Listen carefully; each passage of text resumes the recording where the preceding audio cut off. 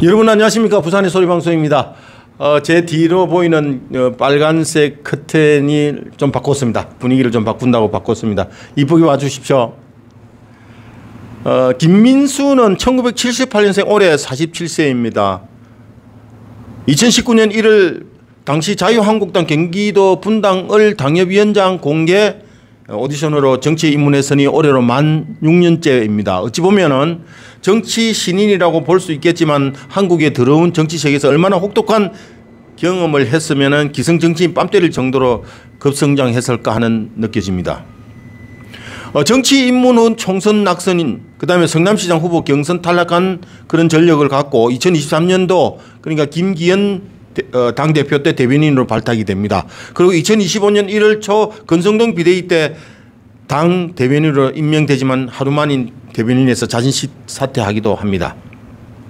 12월 3일 윤석열 대통령의 비상기업 때 가천에 중앙선관위에 군을 보낸 것을 두고 가천 상륙 작전이라고 윤석열 대통령의 비상계엄을 옹호한 발언에 대한 자빨 레거시 미디어들의 집중타를 맞고 제대로 싸우겠다며 자신 사퇴를 했었던 것입니다. 그는 정계 입문부터 범상치 않는 인물로 스포트를 받았고 원외 당협위원장과 대변인을 두 번이나 할 정도로 실력파에다가 군더더기 없는 퍼펙트한 입담으로 정치인으로서의 전략과 지략을 겸비한 정치권 인재라는 당 안팎에서의 나오는 평가입니다. 여의도 문법으로는 날고 뛰어도 당 지도부 핵심을 맡기가 쉽지 않을 텐데 드디어 그는 지난 8월 22일 전대에서 조직 하나 없는 달랑 몸 하나와 5명의 다둥이를 백으로 한 최고위원회 입후보를 했고 차석으로 당선이 되었습니다. 수석을 차지할 것이라고 생각했지만 아쉽게도 신동욱이에 넘겨줬습니다. 신동욱이야 자타가 인정하는 외모에 십수년 동안 아나운서로서의 그 사회적 인지도와 현역 의원으로서의 탄탄한 조직력에 의한 그것이 수석의 결과였습니다. 그러나 국민 여론조사에서는 김민수가 1등을 했는데 그 1등이 주는 핵심적 요소를 리뷰할 필요가 있다. 그래서 제가 몇 말씀을 드리겠습니다. 김민수는 8명이 입후보한 최고위원 경선에서 약 20% 가까운 득표로 당선이 되었는데요. 갈록적인 수치에는 분명한 이유가 있었습니다. 그의 최고 핵심 키워드는 중앙당의 제도권 진입이었습니다. 그는 늘 내 목소리가 힘이 없다.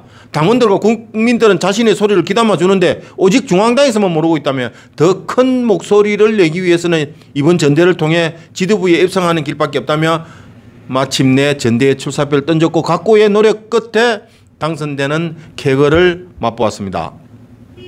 그리고 그가 추구하고자 한 것들이 딱딱딱 맞아떨어진 것입니다. 지금 레거시 미디어에서 헤드라인으로 가장 핫 이슈가 되고 있는 목소리의 주인공이 바로 김민수 최고위원입니다. 이거야말로 본인이 그토록 갈망하고 보수국민의 목소리고 당원들이 바라는 목소리가 그대로 레거시 미디어를 통해 연일 공개가 되고 있는 것입니다. 최소한의 지금까지의 국힘당으로서는 거의 대다수가 좌빨 성향으로 돌아간 레거시 미디어에서 주목받지 못한 것에 비하면 지금의 김민수의 목소리는 가히 쇼킹 뉴스나 다름없습니다.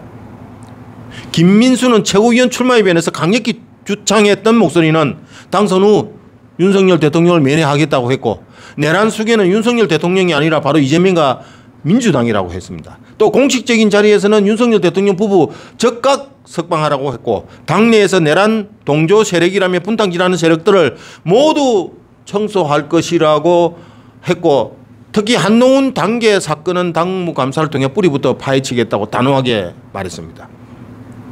김민수 위원은 올해 1월 초 비대위 당대변인으로서 임명된 지 하루 만에 사퇴한 것은 앞서 말씀드린 바와 같이 윤석열 대통령의 비상계엄에 대한 옹호 발언이었는데요. 김민수는 지금 현재도 그것에 대해서는 한치의 흔들림이 없습니다.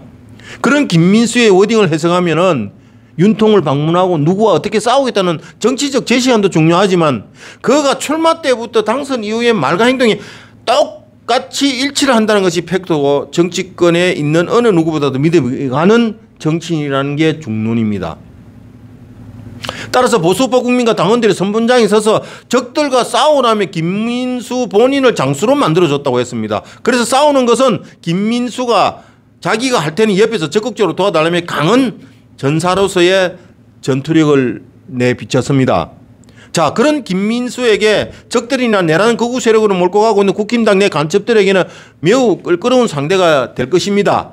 그런 만큼 그런 세력들이 김장 전선인이 뭐 어쩌니 하며 김민수 최고위원과 장동혁 대표의 사이를 이간질하며 와해시키려는 목적으로 선동하고 있지만은 그것은 틀려도 한참 틀렸습니다.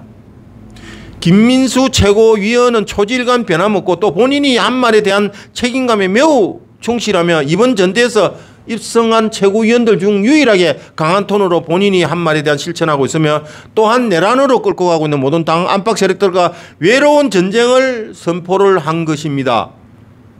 그런 김민수들은 벌써부터 너무 튄다, 또 너무 앞서 나간다라는 위협구를 던지는 그런 개소리를 하고 있지만 전혀 개의치 않습니다. 이것이 바로 김민수의 본 모습이고 이것은 그가 이번 전대에서 보여준 시작과 결론의 서막을 말하는 겁니다. 단지 김민수한테서 아쉬움이 있다면 그는 원내가 아니고 원외입니다. 할 수 있는 게 한계가 있다는 것입니다. 향후 재보선을 통한 국민 후보로 선택되어 원내 진출이 되기를 강력히 희망하고 또 그렇게 되어야 한다고 생각하고 있습니다.